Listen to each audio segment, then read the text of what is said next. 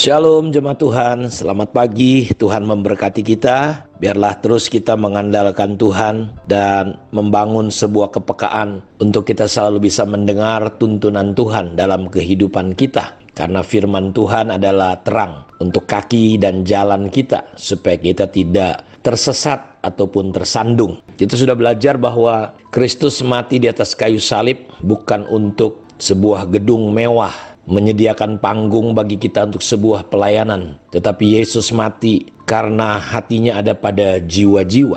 Karena itu ketika Yunus diperintahkan untuk menyampaikan firman Tuhan tentang malapetaka yang datang kepada orang-orang Niniwe, karena dosa mereka sudah naik ke hadirat Tuhan. Kita tahu bahwa ketika banyak orang berkeluh kesah karena dosa sebuah kota, itu ketika genap, maka Tuhan harus menghukum kota itu. Karena Tuhan adalah Tuhan yang suci, Tuhan yang kudus. Ketika Sodom dan Gomora pada puncaknya sampai keluh kesah orang ke hadirat Tuhan, Tuhan mengutus malaikat mewakili Tuhan. Dan menarik sekali karena ketika malaikat itu datang disambut oleh Lot, orang-orang di kota itu tahu dan mereka hendak menganiaya, bahkan hendak memperkosa malaikat. Lot berkata bahwa ini ada anak gadisku, masih perawan, kalian boleh pakai. Tapi ini orang-orang udah dibutakan. Mereka tidak peduli bahwa itu adalah utusan Tuhan, itu adalah malaikat Tuhan. Kami hendak pakai. Saudara, akhirnya respon kota itu kita lihat, walaupun mereka tahu bahwa kota itu akan dihancurkan, mereka tidak berespon benar, mereka tidak bertobat, dan kita tahu ujungnya Sodom dan Gomora dihancurkan. Dan Alkitab mengatakan bahwa apa yang terjadi di hari-hari ini, terakhir ini, di akhir zaman ini, apa yang terjadi pada zaman Nuh dan Lut itu akan terjadi. Dan kita lihat hari ini dosa seksual, perzinahan, LGBT, kekerasan, perampasan, wah, menyedihkan sekali.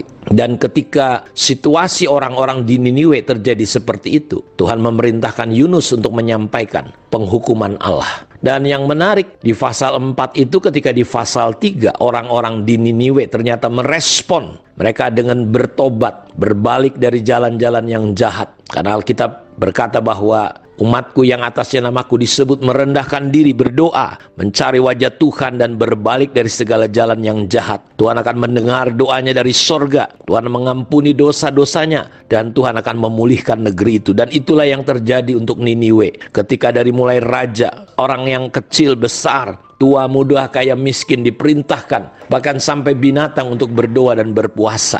Dan yang aneh ketika Tuhan tidak jadi menghukum negeri ini, Yunus begitu marah. Karena dia, saudaraku, mungkin menganggap bahwa reputasinya sebagai seorang nabi bisa hancur karena dia sudah katakan bahwa Niniwe akan dihancurkan. Tetapi tidak terjadi. Dia marah, dia sebal, dia nggak mengerti bahwa Tuhan mengasihi. Hati Tuhan itu ada pada manusia. Hati Tuhan itu ada pada jiwa-jiwa. Karena begitu besar kasihnya, Bapa di surga memberikan anaknya, Yesus yang mencintai manusia. Dia tidak rela, dia tinggalkan kenyamanan surga. Dia tinggalkan surga yang mulia itu. Dia mengambil rupa sebagai seorang hamba dan menjadi manusia. Mati di atas kayu salib. Demi apa? Demi tidak ada satu orang pun yang binasa. Karena itu hati Tuhan adalah hati kepada manusia, jiwa-jiwa. Karena itu dia mengutus Yunus supaya Yunus melayani mereka. Yunus memberitakan kabar baik. Karena itu hari ini kita ingin belajar tentang hati seorang hamba. Hati Tuhan adalah hati yang melayani. Dalam situasi kondisi di mana dosa, kata Alkitab bahwa salah satu dosa yang akan terjadi di akhir zaman adalah mementingkan diri sendiri. Ya, keadaan akan menjadi sulit dan sukar karena manusia mencintai diri sendiri. Manusia tidak peduli dengan orang lain.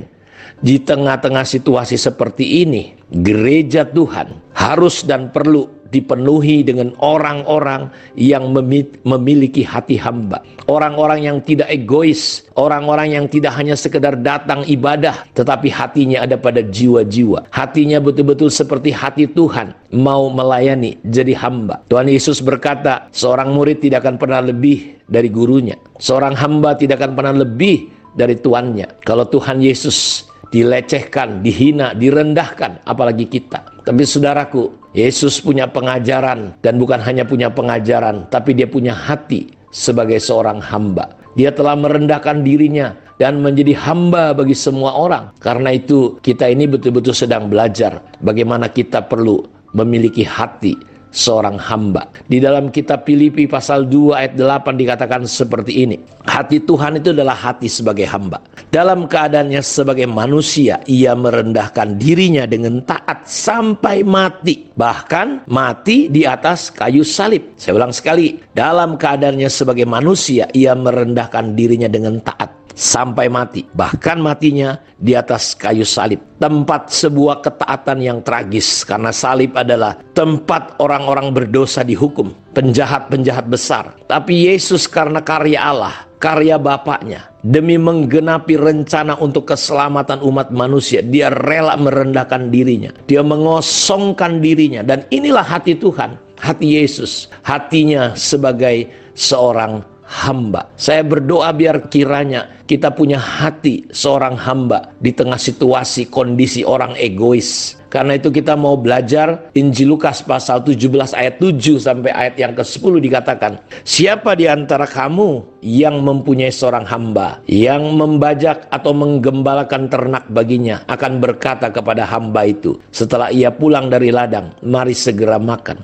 Dalam konteks orang Yahudi ada pertanyaan, siapa di antara kamu? Ini merupakan sebuah prinsip kerajaan surga. Prinsip yang Yesus ajarkan tentang kehambaan, tentang pelayanan. Budaya di surga. Dalam masalah pelayanan, kehambaan akan berkata, siapa di antara kamu yang akan berkata kepada hambanya setelah dia selesai bekerja? Apakah tuannya akan berkata, mari makan? Ada pertanyaan ini Bapak Ibu. Siapa di antara kamu yang punya seorang dulos, seorang budak, seorang hamba, dalam konteks Yahudi pada waktu itu, akan berkata, mari segera makan? Bukankah sebaliknya ia akan berkata kepada hamba itu, sediakanlah makananku. Jadi dia tidak akan menawarkan makanan, tapi dia akan berkata, siapkan makanan untuk aku. Ikatlah pinggangmu dan layani aku sampai selesai. Aku makan dan minum, dan sesudah itu engkau boleh makan dan minum. Adakah ia berterima kasih kepada hamba itu? Karena hamba itu telah melakukan apa yang ditugaskan kepadanya. Demikianlah juga kamu, kita. Apabila kamu telah melakukan segala sesuatu yang ditugaskan kepadamu,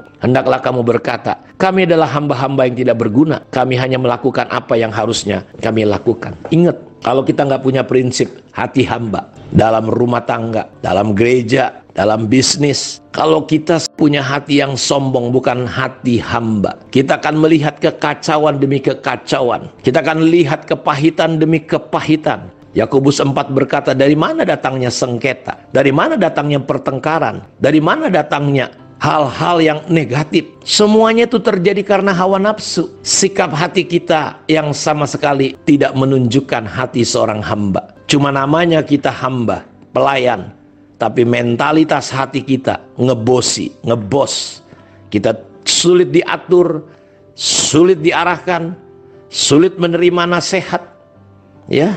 Dan prinsip ini kalau kita nggak gunakan, kita akan mengalami banyak kekacauan. Kita akan melihat banyak masalah dalam rumah tangga, dalam bisnis. Kita akan mudah terluka, sakit hati. Kita akan mudah kepahitan. Kenapa? Karena hati kita bukanlah hati seorang hamba. Hati kita sombong, hati kita begitu tinggi. Tahukah Bapak Ibu bahwa iblis direndahkan, dijatuhkan karena menyombongkan, meninggikan dirinya, ingin seperti Tuhan. Karena itu Filipi 2 ayat 5 berkata, hendaklah kamu dalam hidupmu bersama menaruh pikiran dan perasaan yang terdapat juga dalam Kristus Yesus, yang walaupun dalam rupa Allah tidak menganggap kesetaraan dengan Allah sebagai milik yang harus dipertahankan, melainkan dia telah mengosongkan dirinya dan mengambil rupa sebagai seorang hamba, dan dalam keadaan sebagai manusia dia telah taat sampai mati, bahkan mati di atas kayu salib. Kita akan belajar lebih dalam tentang hati seorang hamba, tetapi biarlah renungan pagi ini bisa menolong kita. Milikilah hati seorang hamba. Besok kita akan mendalami ayat-ayat ini lebih dalam lagi. Tuhan memberkati kita. Mari kita berdoa. Bapa, terima kasih, diberkatilah anak-anak-Mu. Biar kami hari ini boleh mengosongkan diri kami, melepaskan hak kami. Kami belajar punya hati seorang hamba.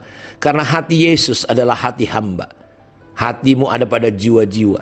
Biar Tuhan rencana-Mu boleh tergenapi, terjadi tidak terhalangi karena keegoisan, kepentingan diri kami. Lawat dan jamah setiap umat-Mu yang sakit disembuhkan. Dalam nama Yesus Kristus, Tuhan memberkati umat-Mu. Terpujilah Engkau Bapa. Kami bersyukur dalam nama Yesus kami berdoa.